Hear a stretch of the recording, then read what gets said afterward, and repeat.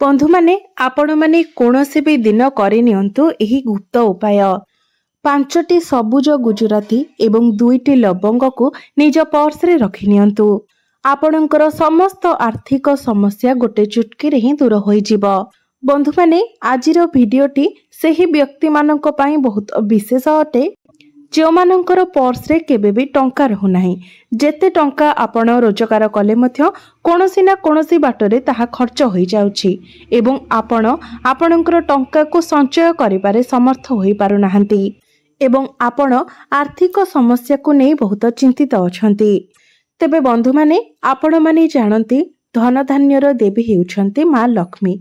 तो मां लक्ष्मी जो व्यक्ति उपरे प्रसन्न थांती सेही व्यक्ति को केबे भी आर्थिक समस्यार सामना करने को पड़ न थाए किंबा धन जनित कौनसी भी समस्या सेही व्यक्तिर जीवन रे रही न थाए।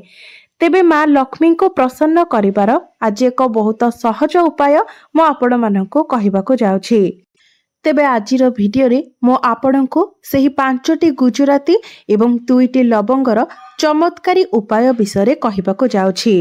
आपण एहाकू आपणको पर्स रे रखिबा दिन ठारू ता पर दिन ठारू ही आपण एहार चमत्कार देखिबाको पाई परिबे। तेबे बंधु माने आम कुंडली रे जो ग्रह माने रही थांती सेमानकर प्रभाव आम जीवन रे बहुत अधिक रही थाए। तेबे शुक्र ग्रह को धन धान्यर कारक ग्रह बोली कहा जाय थाए। समस्त प्रकारर भौतिक सुखर कारक ग्रह हेउचंती शुक्र।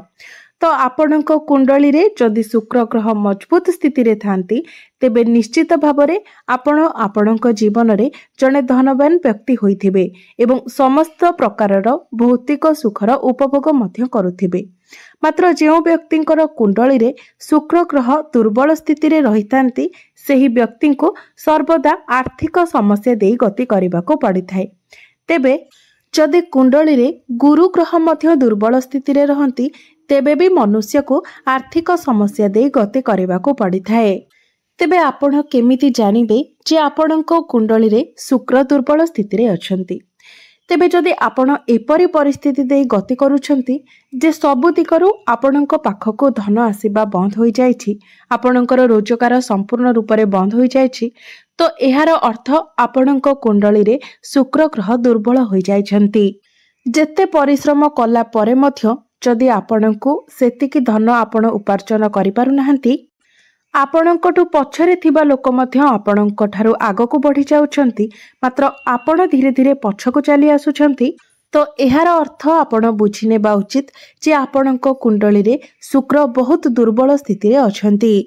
तो आजिर भिडियो रे मो आपणको जे उपाय कहिबाको जाउछि ता बहुत ही सहज उपाय अटे एवं सरल उपाय अटे। मात्र एहा आपणक जीवन पाई बहुत प्रभावशाली अटे। तेबे आपणको केवल श्रद्धा एवं विश्वासर सहित एही उपायटी को करिबार अछि। बंधु माने जो सबुज रंगर गुजराती रही थाए ताहा मां लक्ष्मीकर अत्यंत प्रिय होई थाए एवं जो लवंग रही थाए ताहा आपणक धन को खराब नजर ठारू बंचाई थाए एवं आपणक जीवन को विभिन्न दिगरु धन आसीबार स्रोत गुड़िक मध्य खोली देई थाए। तेबे एही उपायटी को आपण कोनोसी भी दिन रे करि परिबे। मात्र जेउ दिन भी आपण एहाको करंतु किंतु संध्या समय आपणको एही उपायटी को करिवार अछि। एहा व्यतीत जदि आपणक गृह रे वास्तु दोष रही थाए किंबा नजर दोष रही थाए तेबे मध्य आपणकर आर्थिक स्थिति दुर्बल होई जाय थाए। तो सेथि पई मध्य मो आपणको आजिर एही भिडियो रे किछि विशेष उपाय विषय कहिबी। सेथिपाई आपण माने वीडियो को स्किप न करी शेष पर्यंत निश्चय देखंतु, कारण आजिर एही वीडियो रे आपण आपणक जीवन रे चलीथिबा अनेक गुड़िए समस्यार समाधान पाई परिबे। तेबे आसंतु जानि नेबा पांचटी सबुज गुजराती एवं दुईटी लवंग को किभली भाबरे आपणको आपणक पर्स रे रखिबार अछि। किभली भाबरे आपण एहाको पर्स रे रखिबा द्वारा एवं केउ मंत्र उच्चारण करिबा द्वारा यह आपणको संपूर्ण रूप से लाभ प्रदान करि परिबो। तेबे बंधु माने सबुज रंगर गुजरातीटी शुक्र ग्रह को मजबूत करि थाए एवं एही सबुज रंगर गुजरातीटी मां लक्ष्मी को मध्य प्रसन्न करि थाए एवं एही सबुज रंगर गुजरातीटी ही आपणको निज जीवन रे धनवान करिबारे मध्य सहाय्य करि थाए। तेबे एबे समय आसी जाइछि ଆପଣଙ୍କର ଭାଗ୍ୟର ତାଲାକୁ ଖୋଲିବା ପାଇଁ, ଆପଣଙ୍କର ଦୁର୍ଭାଗ୍ୟକୁ ସୌଭାଗ୍ୟରେ ବଦଳାଇବା ପାଇଁ।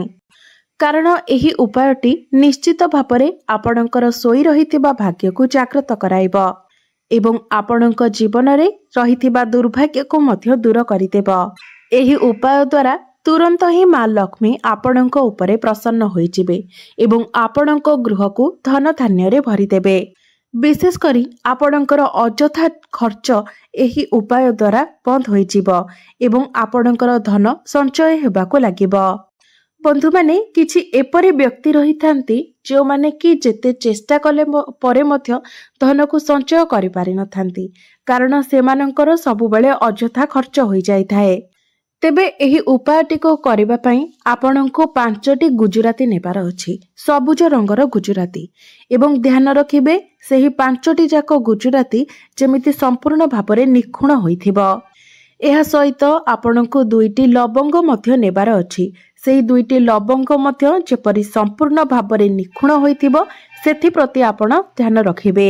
ତ ସନ୍ଧ୍ୟା ସମୟରେ ଆପଣ 5ଟି ଗୁଜୁରାତି ଏବଂ 2ଟି ଲବଙ୍ଗକୁ ନେଇ ନିଜର ପୂଜା ଘରକୁ ଚାଲିଯାଆନ୍ତୁ ଏବଂ ପୂଜା ଘରେ ଆପଣ ଯେଉଁ ମା ଲକ୍ଷ୍ମୀଙ୍କର ଫଟୋ ଚିତ୍ର କିମ୍ବା ପ୍ରତିମା ରଖିଛନ୍ତି, ମା ଲକ୍ଷ୍ମୀଙ୍କ ସମ୍ମୁଖରେ ସେହି 5ଟି ଗୁଜୁରାତି ଏବଂ 2ଟି ଲବଙ୍ଗକୁ ରଖିଦିଅନ୍ତୁ। ତାପରେ ଶୁଦ୍ଧ ଘିଅର ଏକ ଦୀପ ପ୍ରଜ୍ୱଳନ କରନ୍ତୁ। ଏହାପରେ ଆପଣ ମା ଲକ୍ଷ୍ମୀ ଏବଂ ଶ୍ରୀହରି ବିଷ୍ଣୁଙ୍କର ଧ୍ୟାନ କରନ୍ତୁ। ତାପରେ ଆପଣଙ୍କୁ ଗୋଟିଏ ମନ୍ତ୍ରକୁ 11 ଥର ଜପ କରିବାର ଅଛି। ମନ୍ତ୍ରଟି ହେଉଛି ଓମ୍ ମହାଲକ୍ଷ୍ମୀ ନମଃ। ଏହି ମନ୍ତ୍ରଟିକୁ ଆପଣଙ୍କୁ 11 ଥର ଜପ କରିବାର ଅଛି କିମ୍ବା ଜୟ ମା ଲକ୍ଷ୍ମୀ ଜୟ ଶ୍ରୀହରି ବିଷ୍ଣୁ ଏପରି ଭାବରେ ମଧ୍ୟ ଆପଣ 11 ଥର ଜପ କରିପାରିବେ। ତେବେ ଯେପର୍ଯ୍ୟନ୍ତ ସେହି ଦୀପଟି, ଯେଉଁ ଦୀପଟିକୁ ଆପଣ ଜାଳିଥିବେ ସେହି ଦୀପଟି ଜଳୁଥିବ, ସେ ପର୍ଯ୍ୟନ୍ତ ଆପଣ ସେହି ଗୁଜୁରାତି ଏବଂ ଲବଙ୍ଗକୁ ସେହିଠାରେ ରହିବାକୁ ଦେବେ। ତାପରେ ଦୀପଟି ଯେତେବେଳେ ସମ୍ପୂର୍ଣ୍ଣ ଜଳି ସାରିବ, ତାପରେ ଆପଣ ସେହି ଲବଙ୍ଗ ଏବଂ ଗୁଜୁରାତିକୁ ନେଇ ନିଜର ପର୍ସରେ ରଖିଦେବେ। ତାପରେ ଯେତେବେଳେ ଆପଣ ସେହି ଲବଙ୍ଗ ଏବଂ ଗୁଜୁରାତିକୁ ନିଜର ପର୍ସରେ ରଖୁଛନ୍ତି, ସେତେବେଳେ ଶ୍ରୀମ୍ ମନ୍ତ୍ରର ଜପ କରିବେ। ଶ୍ରୀମ୍ ଶ୍ରୀମ୍ ଶ୍ରୀମ୍ ଏହିଭଳି ଭାବରେ କହିବେ। ଏହିଭଳି ଭାବରେ ଆପଣ 3 ଥର କହିବେ। ଯଦି ଆପଣ ଏପରି କହିପାରିବେ ନାହିଁ ତ ଜୟ ମା ଲକ୍ଷ୍ମୀ ଜୟ ମା ଲକ୍ଷ୍ମୀ ଜୟ ମା ଲକ୍ଷ୍ମୀ ଏହିଭଳି ଭାବରେ ମଧ୍ୟ 3 ଥର କହିପାରିବେ।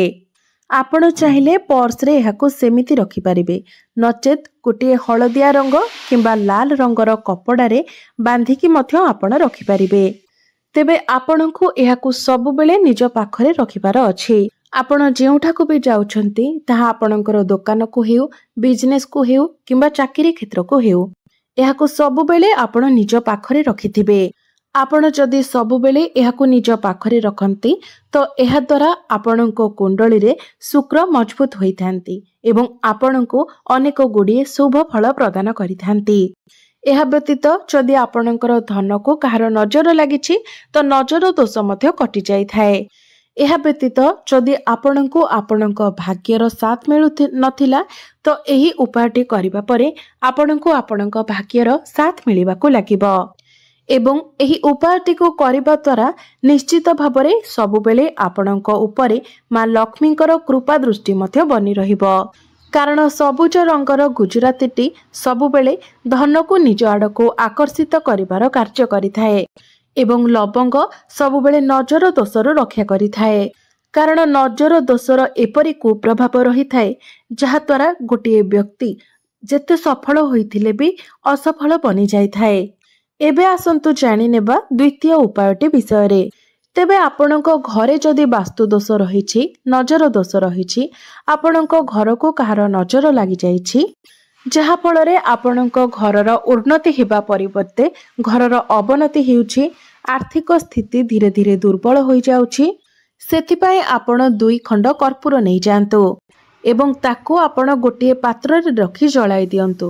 ତାପରେ ଏହାକୁ ଆପଣ ନିଜ ଘରେ ସମ୍ପୂର୍ଣ୍ଣ ଘର ସାରା ଏହାର ଧୂଆଁକୁ ବୁଲାଇ ଆଣନ୍ତୁ।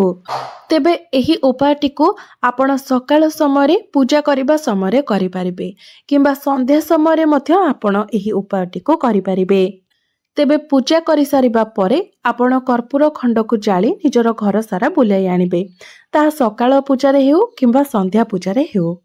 ତେବେ ଆପଣ ନିଜ ଘରର ସମସ୍ତ ରୁମ୍ ଗୁଡ଼ିକରେ ଏହାକୁ ବୁଲାଇ ଆଣିବେ ଏବଂ ବିଶେଷ କରି ମୁଖ୍ୟ ଦ୍ୱାରରେ ମଧ୍ୟ ଏହାର ଧୂଆଁକୁ ଆପଣ ବୁଲାଇବେ।